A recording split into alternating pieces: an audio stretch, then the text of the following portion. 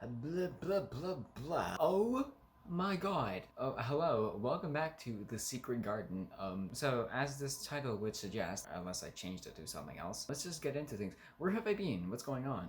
Hello, welcome to The Secret Channel where I can post whatever I want. The last time I posted something here, there was snow on the ground. So basically, as I was explaining in the last video, this is a channel in which I can talk about whatever I please, whatever is on my mind. And this is a way to escape the vices that is overthinking and mind-boggling blushka blush. Ironically, essentially, this channel has suffered from pretty much the exact same thing. That being said, I've made lots of videos. I've made so many videos. I made a video about me going to the dentist, which ended up being like a tour of my hometown. I made a little mini documentary about having to work 3 days in a row for like 9 hours a day, which was at the time exhausting. I drank lots of beer and ate lots of pizza, and the point is, I was so displeased about that documentary that I made a sequel documentary to that, and then I made another documentary in response to that documentary about me meditating in the forest, kind of, but like not really. But the point is, I've been quite busy. I've been making lots of music, been making lots of videos, and put stuff into music and that. Now that being said, I have been quite displeased with the content and how the videos have been turning out. So basically, there are two tones to the content that I make. There's the very obvious and self-explanatory, which is very nice. I do enjoy those types of things. But there's also a very how do I even describe them? Sophisticated and welcome to the authoritative videos in which we talk about philosophical topics ranging from problems within the mind and stuff like that. Two very conflicting tones which must be fused together. This is very difficult to do. You don't understand. Even with the secret channel and with all this stuff, there's a very particular tone or quality of to adhere to in the videos. Anyways, doesn't matter. The point is, there's a way of fusing those two things together, those two tones. It takes time to find a way to fuse those two things. Now that being said, we're going to talk about finding your voice. Yes. Ironically, the best way to find your voice, to find your tone or whatever, is to stop searching for it. Let me explain. So I went to art school. I went to school to draw things, draw pictures, copy that. When I was in school, there was the concern about finding style. Everybody wanted to find their style. Like, oh, how can I make my style? Pardon me. It's the same thing applies. The very common piece of advice that we would get is draw from life. This is quite important, yes, because you see, the best thing you can do to find your style is to just draw things from life, because when you draw things from life, you draw the thing as you see it. You draw it exactly as it is, without any interference from your style or your taste or your things or how you want things to be. You draw the lamp exactly as you see it. You draw the naked bodies exactly as you see them. And what you will find in doing this is that your egocentric way of seeing things is inescapable. There's the urge to implement your style onto things. Like, I'm gonna make this lamp look like mine, look like my thing, look like my lamp. Like, no.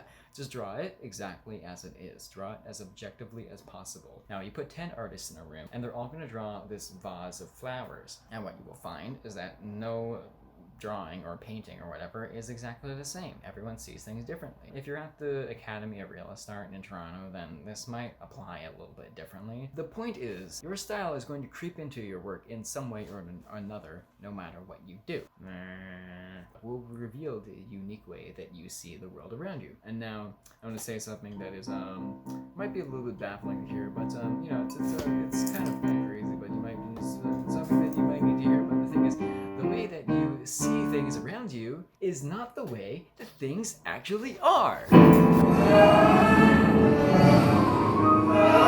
know, completely crazy, right? It's bonkers. Now, if we're talking about something like quantum physics, then that statement applies a little bit differently, I suppose. But we're not talking about quantum physics. This is not science class. This is life class. So in quantum physics, such a statement may in fact have different applications, because as they say, if quantum physics hasn't completely baffled you, then you haven't fully understood it, or something like that. In either case, all truths are true in some ways, but untrue in other ways. See, truth as a concept is really great, because we need truth to be descriptive of objective truth. If there was no concept of objective truth, then scientists, philosophers, and religion and whatever just wouldn't search for it. There'd be no need. They'd be like, well, the truth is subjective. It's very subjective. It's whatever you think it is in your head. And it's like, okay, great, thanks. I don't need any of this crap. I'm good. Whatever I think in my head is what reality is. And then ergo, we would just end up living in the Matrix and we'd be able to fly like Neo. But we do not live in a Matrix, or do we? See, truth in its concept is great because it means that, okay, we have an objective goal. We have an objective type of truth or something that we can search for answers. In math, this kind of works. In theory, this works good because it means like 1 + 1 is 2. And then 2 + 2 is 4. And it's like, okay, then there is an objective way of which these things, these formulas that we apply actually work and make sense. This doesn't apply as much when you get into like imaginary numbers and crap like that. That is a thing. Anyways, let's keep this contained. The point is, truth in its applications is not so great because truth is inherently subjective. All truths are true in some ways and untrue in other ways. See, of course, truth cannot only be partially true in its definition, otherwise the concept of truth would just contradict itself because it wouldn't be fully true. It would only be partially true, and that's not what truth is in its very concept. See, my advice to many, and just as my generic life advice, is to just follow your instinct, follow what your feelings tell you. Now, see, your instinct in that advice might be to be like, I disagree with that. Well, see, your inclination to disagree in itself is your own instinct. Ergo, it is important for you to follow that instinct because the answers of like following your soul and following your instinct and your feeling might not actually be the thing that you feel most inclined to do for yourself. Ergo, you must find your own path of doing things in your own way. See, it still applies because you might have the inclination to disagree, and that's also true because of the... Anyways, so that being said, it's kind of like contradictory in itself, but it would also reinforce the concept that truth is inherently subjective in some ways. As I say all this right now, I cannot help but think all the things that the people in the comment section below are just waiting to say in response to all the things that I have not brought up or not said in regards to this whole concept or this whole topic of truth. However, I can't think of what they may be saying in response because there's very much likely much to this argument concerning truth that I should address in this video, but have failed to do so at this point. Like what, you may ask? Damn it, I just moved the camera a little bit. Well, that is Dunning-Kruger effect for you, essentially. I know what I know, and I somewhat know what I don't know, but I don't know exactly what I don't know that I don't know. And that is why when you learn more about a particular subject or topic that you don't know much about, you learn some things but ultimately end up with more questions than answers because you just end up learning more about what you don't know about the subject. On the topic of quantum physics and Schrödinger's cat, I think I understand quantum physics and Schrödinger's cat and how like things are inherently affected by the way that you look at them. But see, even the most educated quantum physicists don't fully understand quantum physics in themselves. But see, that statement that I just made there may not be entirely true, and probably isn't, because, well, what aspects do they not understand? I really don't know. I don't know what aspects they may or may not understand, because there's only so much about that topic that I really know, and then there's other things about that topic that I don't know that I know.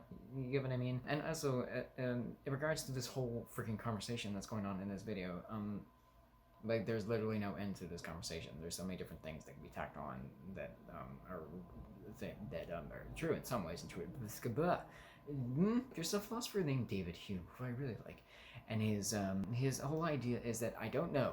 I don't care. Stop asking stupid damn questions. And that's just kind of the problem with philosophy in general. It just goes on and on and on. And see, I could tack on different arguments about that whole thing about it going on and on, about how it's true that it goes on, and it's also untrue in other ways about how it doesn't go on and on. But then, in theory, this video would just never end, and you guys don't have time for that. I don't have time for that. And that's kind of a sticky mess I don't really want to get myself into. And in a way, I've already gotten myself into that mess by making this channel and making a commissive to make these videos here in the first place.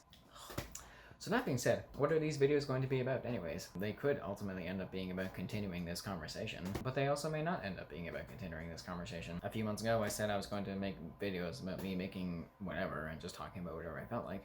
And then a few months later, and there were no videos. Things don't always go according to your plans or to your intentions. I've been reading some of this book, I really have. One of the things that Robert Greene talks about is...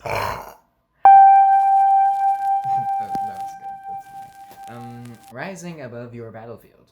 What does that mean? Well, I will give my own interpretation of what that means because you should actually read this book. It's quite good. Basically, to rise above your battlefield. So all of the battles and problems and things we have are much easier to solve when we understand that they are self-created. 90% of the problems that you have are just problems that you've created in your head. That being said, you should really assess the problem or battle or situation that you are in and decide, is this really worth my time and energy to deal with? Essentially, is it really worth my time and energy being like boggled up in my head and all the blah about oh no, the videos are not good enough, the videos are not going to be what I want them to be. No, there's like 4 subscribers. It's not big of a deal if I make the videos to be Peaches perfectly amazing or if I just make them all like super like messed up and weird. In the grand scheme of things, it's fine. Basically, to rise above your battlefield, that means to understand the universe is all much bigger than your problems and all of the things that you deal with. So I made a video a few months ago about how I really wanted to post videos but was not confident enough to make videos and post them, and ultimately I ended up suffering the same fate of not being able to post videos. Now that being said, I did make some videos and I liked some of those videos, but I was not happy enough with those videos to actually put the videos onto the channel. It didn't feel right. It was not part of my instinct. You see, follow your instinct. That's what I said before. And so if something doesn't feel right, then just don't do it. Just like take your time, let things unravel in themselves. When you do that, you get big, long, dumb, 10-minute freaking videos like this one. Also, as a side note, I'm not sure my grammar is even on point with explaining this stuff. I suffered the same fate in way of not posting videos. Perhaps I should say, in view of Ergo, I cannot fully predict my own fate in regards to the future of me posting videos. I can assert that it is quite likely that I will continue to post videos. What's going on inside? As it seems that I do eventually follow up with my own commissives, with the things that I say that I'm going to do. Though I cannot fully predict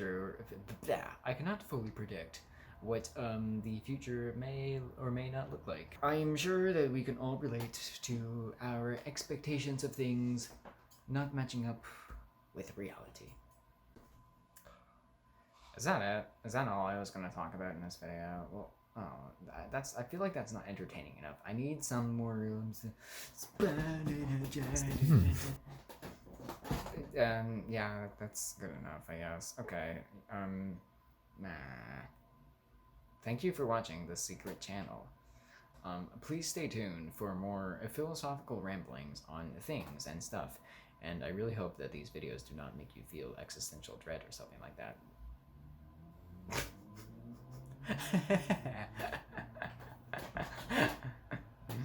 Okay, thank you for watching The Secret Channel.